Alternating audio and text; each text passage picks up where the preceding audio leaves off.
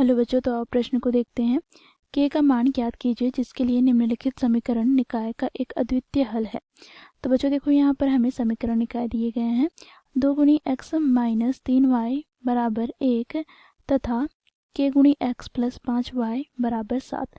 तो दिए गए प्रश्न की मुख्य अवधारणा की बात करें तो बच्चों देखो, यहाँ पर यदि रैखिक समीकरण निकाय a1x plus b1y plus c1 बराबर 0 तथा a2x plus b2y plus c2 बराबर 0 है तो इस समीकरण के अद्वितीय हल हो अर्थात केवल एक हल हो।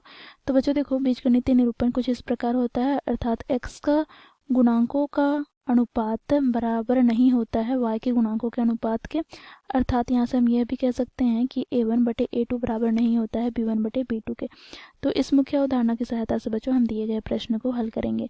तो बच्चों देखो, प्रश्न में हमें दिए गए समीकरण निकाय क्या है, तो इसे हम लिख लेते हैं। तो बच्चों देखो, 2 गुनी एक्स माइनस 3y बराबर 1 तथा के एक्स प्लस 5y बराबर 7, इस समीकरण 2 दे दिया।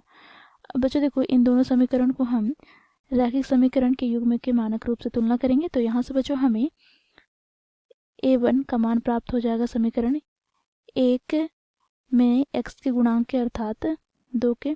इसी प्रकार b1 का मान प्राप्त हो जाएगा y का गुणांक अर्थात -3 तथा c1 का मान हमें प्राप्त हो जाएगा -1। इसी प्रकार बच्चों देखो, दूसरे समीकरण को हम तुलना करते हैं तो हमें a2 का मान प्राप्त हो जाएगा k, b2 का मान प्राप्त हो जाएगा 5 तथा c2 का मान प्राप्त हो जाएगा -7। अब बच्चों देखो, क्योंकि दिए गए रैखिक समीकरण निकाय का अद्वितीय हल है, तो बच्चों देखो, इसके लिए यहाँ पर स्थिति अर्थात कंडीशन क्या होती है, तो a1 बटे a2 बराबर नहीं होता है b1 बटे b2 के। तो बच्चों यहाँ पर हम मान रखेंगे, तो यहाँ से हमें क्या प्राप्त होगा, तो a1 का मान क्या है 2 बटे a2 का मान क्या है, तो k बराबर नहीं होगा b1 का मान क्या है, तो -3 बटे में b2 का मान 5।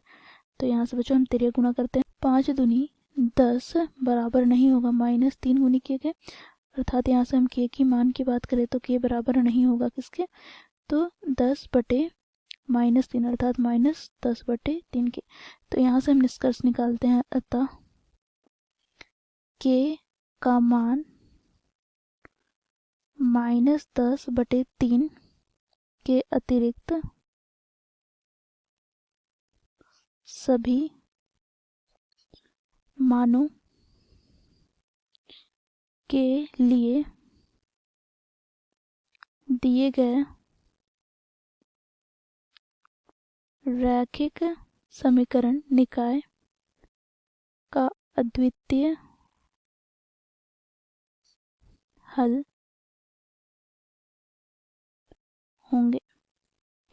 तो इस प्रकार बच्चों हम लोगों ने मुख्य अवधारणा की सहायता से निष्कर्ष निकाला कि k का मान -10 बटे 3 के अतिरिक्त सभी मानों के लिए दिए गए रैखिक समीकरण निकाय का अद्वितीय हल होगा। आशा करती हूँ आप लोगों को यह प्रश्न समझ में आया होगा। धन्यवाद।